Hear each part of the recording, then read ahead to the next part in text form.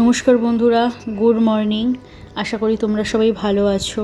এই গরমের মধ্যে প্রচণ্ড গরম পড়েছে, তার মধ্যে আমাদেরকেও চেষ্টা করতে হবে একটু সুস্থ থাকার। আমিও মোটামুটি বেশ ভালো আছি, খুব যে একটা ভালো বলা যাবে না। যা প্রচণ্ড গরম পড়েছে, ঘরের মধ্যে থাকা যায় না।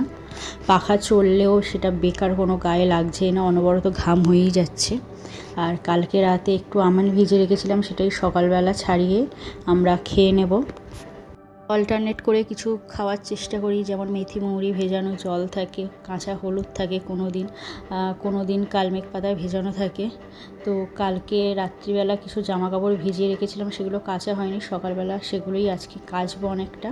আর এদিকে আমি ভাত আর অলরেডি আলু ভাজা করে রেখে তারপর জামা কাপড় কাচতে গিয়েছিলাম, কারণ মেয়ে স্কুলে যাবে, ওর দেরি হয়ে যায় বলে আমি এটা কমপ্লিট করে রেখে তারপরে ওদিকে গিয়েছিলাম। আর এখন চা করে নিচ্ছি, মেয়ে খাবে না আজকে, আমি আর মা। ও স্কুলে যাবে। যতই গরম পড়ুক, চাটা না খেলে না একদম ভালো লাগে না। ওদিকে মাও উঠে পড়েছে, মা সকাল সকাল আমার আগে উঠে পড়ে। আর আজকে মেয়ের টিফিনে বানিয়ে দেবো গোলা রুটি। ময়দা ছিল না, তো ময়দা এখান থেকে নিয়ে আসলাম। ময়দা কী করলে আমি একটু কি ছাঁকনি দিয়ে করে নিই, কারণ ময়দা বেশি দিন থাকলে না পোকা হয়ে যায়, সে দোকানে থাকুক আর বাড়িতেই। তো আজকে ভাবলাম গোলা রুটি করে দিই, কোনো দিন দিইনি, কিন্তু মেয়েটা খেতে ভালোবাসে। তো গোলা রুটির মধ্যে আমি একটু সামান্য নুন আর একটু গোটা জিরে দিয়ে দিয়েছিলাম।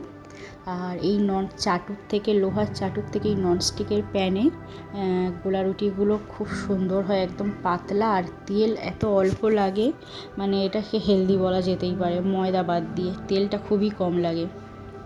কত সুন্দর দেখো উঠছে, দেখলে তোমরা বুঝতে পারবে, এত বসে যায় না, কোনো কিছু হয় না, খুব ভালো। আর এদিকে দুধটা বসিয়ে দিয়ে, আর আজকে দেখো মাংস নিয়ে এসেছে, আর মেয়ের এখনও কি করে দেবো জানি না, সকালে খেয়ে যাবে, কারণ মাংস কষতে অনেকটাই দেরি হয়। মাছের ঝোল হলো অন্য কিছু একটু তাড়াতাড়ি হয়ে যায়, কিন্তু মাংসটা কষতে অনেকটাই দেরি হয়, আর না কষলে তো জানো ভালোভাবে খাওয়া যায় না। তো সেটাই ভাবছি কি করে দেবো, অনেকটা দেরি হয়ে গেছে। এই সব কিছু গোছাতে অনেকটা সময় লেগে যায়। আর এই গরমের মধ্যেও মাংস খাওয়া হচ্ছে, কি করব, আমরা তো খেতেই ভালোবাসি বাঙালিরা। তো মাংস এদিকে আমি বসিয়ে দিয়েছি, ওদিকে ভাত হয়ে গেছে।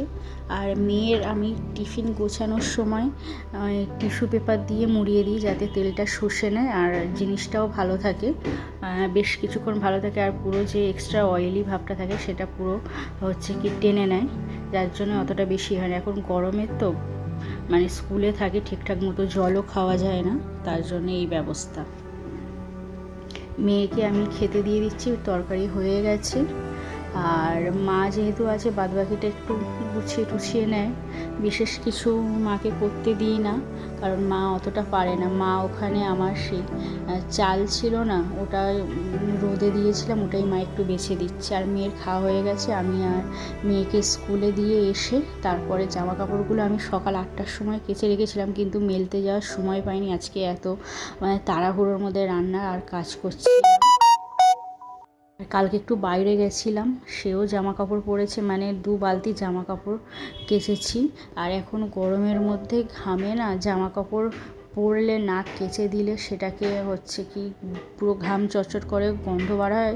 আর কাচার পরে একটু কমফোর্ট ইউজ করলে না গন্ধটা খুব সুন্দর বাড়ায়, অনেক দিন ঘামের মধ্যেও ঘামের অতটা গন্ধ পাওয়া যায় না। তোমরা একটু জামা কাপড় কাচার পরে একটু কমফোর্ট ইউজ করতে পারো, দেখবে গন্ধটা খুব ভালো লাগে। তো জামা কাপড় মেলে দিয়েছি, দেওয়ার পরে আমি এখন ঘরে এসে স্নান করব, করে তারপরে খাওয়া দাওয়া হবে, ঠাকুরের জল দেব, আর বাদবাকি কাজ। আজকে মাংস হয়েছে বলে একটু গন্ধরাজ লেবু নিয়েছি, তার সাথে শসা আছে, আর সকালে আলু ভেজেছিলাম, সেই আলু ভাজা আর মাংসের তরকারি। তো আজকে আমাদের লাঞ্চ হচ্ছে এটাই। তো সবাই ভালো থেকো, সুস্থ থেকো, আর কিছু বলার নেই গরমের মধ্যে। আজকে ভিডিওটা এখানেই শেষ করছি, দেখা হবে আবার পরের ভিডিওতে। Tata, bye bye.